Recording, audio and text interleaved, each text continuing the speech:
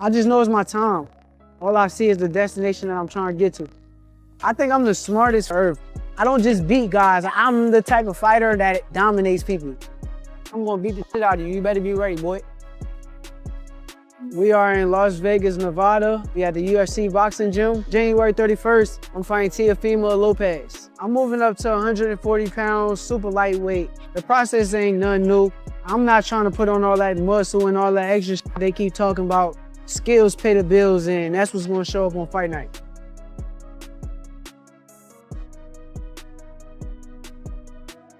Just in preparation for January 31st against Shakur Stevenson.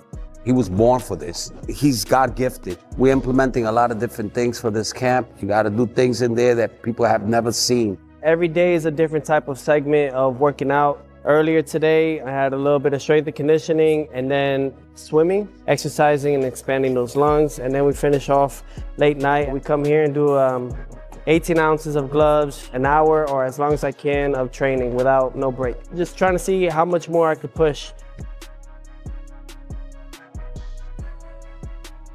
Yeah, you could try. You know, it's like what you say, I'll try my best. You know? No, that seems more aggressive. Yeah, that was like, try. And y'all shoulder to shoulder, right? It seems like y'all should be in the same space and y'all just fine. Well, the way they set it up inside the ring, or inside the ring, they set it up that way, and I'm thinking we're gonna go half and half, like on split. Y'all were right there, fam. Yeah. With just 5 days left on the clock, Shakur Stevenson and Teofimo Lopez are pushing themselves to the absolute limit. We take you inside their camps, capturing every intense moment as fight night approaches. I put a lot of great people around me, challenge me and push me and take me to the next level, and I think that's what keeps me at my sharpest. Terrence Crawford, that's my big brother. I love him to death. I feel like if he wasn't in my career and in my life, it'd have been very difficult getting to the level that I got to. And he kind of taught me is take every guy serious. Seeing him and seeing how he prepared for guys who I know that's not on his level, it kind of turned me up to make sure that I do the same. You want me to stop this? Respect me. Respect the scars that I gotta show my son for the rest of their life. Respect the work that I put in. But till then, you're gonna get the other version of me that just speaks the truth.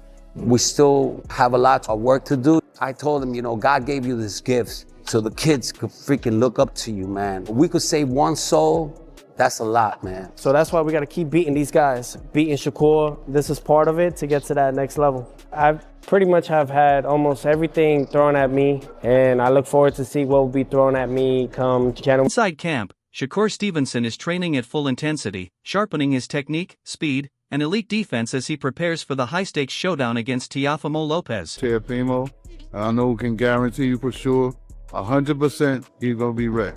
This camp feel way different from previous camps. Being away from my daughter, being away from my future wife, that's the most challenging thing. You gotta keep your eyes on the prize. This is sharpest I think I done been for a fight.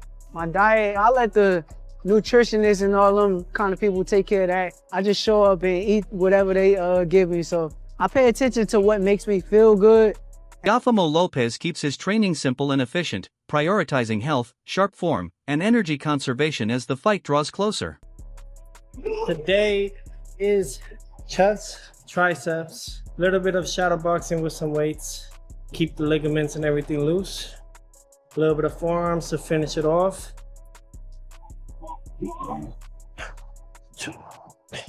Nothing too intense like others. We don't need that. Later today, we're gonna go boxing, but prior to that, we're gonna go recover. Go see Dr. Dennis in Miami Lakes. Head over there, go get readjusted. Just keeping that grind, steady grind. We being Shakur. Yeah, that's Teofimo right there. That's takeover. Shakur Stevenson's camp is highly focused and demanding, with heavy emphasis on technique, speed, endurance, and fight strategy designed to dominate on fight night. Named Ruben Villa, and he beat me. He beat me again in the next tournament. So now that's 2 times. So now they kept saying like, okay, Ruben Villa is the next Oscar De La Hoya. He's gonna win us an Olympic gold medal. And then by the time it came to the Olympic trials, now it's the rematch, and everybody there think I'm gonna lose to this guy. And then I just wipe him out. I had to fight him again because it's double elimination in the Olympic trials. I flushed him even worse the second time, so a lot of people didn't think I could do it. The Edwin De Los Santos fight was my biggest setback. I wanted to please the fans and the people when I should have just pulled out the fight. And now they start writing me off and think that I'm not as good as I. Teofimo Lopez trains with controlled intensity, locking in on fundamentals, peak conditioning, and staying healthy while executing a smart, strategic game plan. Yeah, how much more I could push. He's the best whenever he's in good condition. Like they say, we eat, we sleep, everything boxing. My nutritionist is anonymous. They're giving me a lot more protein than the previous camps. I'm actually having more meals in between rather than before. I've been with him ever since started boxing, which was at 6. Really knew that he was really good when started beating professional fighters at 13, 14 years old. Me and Shakur, when we were on the top rank, because we were the next rising stars, we sparred. We did only 3 rounds back in Miami in 2016.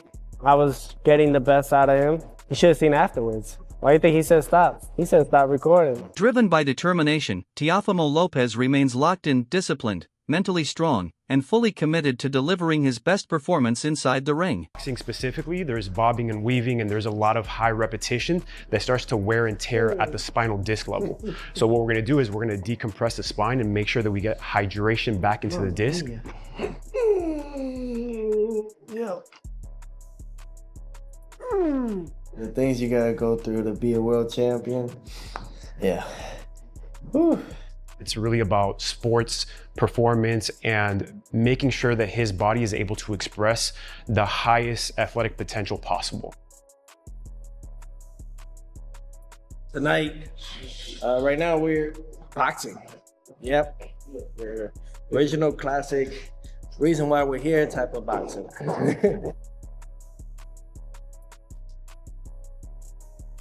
Teofimo Lopez Sr. speaks with confidence, declaring his son's path to world championship glory while praising his talent, work ethic, and relentless dedication in training. When he's in there, he's just focused, you know? And when I see him focused, every time I know that he has somebody, I always tell him, you already figured him out. You know, that's like letting him know, have fun. From now on, just have fun. Back out. Double jab. 1, 2. When it comes to it, like boxing is pretty much all mentality. It's all mental. Are you mentally prepared with the audience? Are you mentally gonna be prepared with the certain punch selection? There's things that I also gotta train as well. There's things that I have to maintain as well. Those are things that I have to work on within myself. It's a muscle. And it's a muscle memory that you have to create now. If you don't create now, During camp, Teofimo Lopez places special focus on perfecting his jab, refining timing and accuracy to set up powerful combinations in the ring. I achieved that. He's always gotta beat whoever's in front. I beat Shakur. They'll say he went up weight class, he wasn't in his weight class. When I flatline him and they say, oh, he had the best defense, that's just how it's gonna be. You gotta be okay with it. I ended up being okay with it. I'm gonna show everyone that his defense is not as immaculable like they say it is. That's my job. That's my job. My job is to show the true flaws that they can't see, that the world cannot. I just need somebody that's at 30. That's If it makes sense. Makes sense. Yeah. And we need the right joker down there for it to be just as big. Yeah.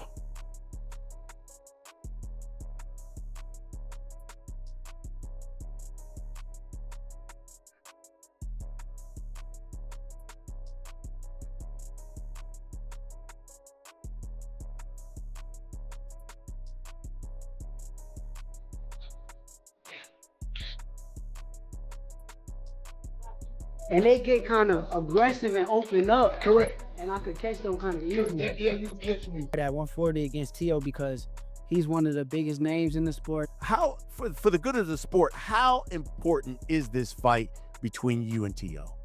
It's very important. It's important because it makes boxing great again. It keeps the fans that want to see the fight in tune. And also, you got to realize, once again, I didn't have to take this fight. I was campaigning at 135. That's the weight that I'm at. That's the weight that I 9 times out of 10 going to go back to after this fight. But I did this because I know Teo's one of the biggest names. I know that he's one of the most accomplished fighters in or around my weight class, and the challenge wakes me up. It makes me want to go harder, showing up day in and day out to make sure that I come in at 100% on fight night. So for me, this fight means everything for the sport. This fight means everything for me, my career, my legacy, and I can't wait to put it all on the line.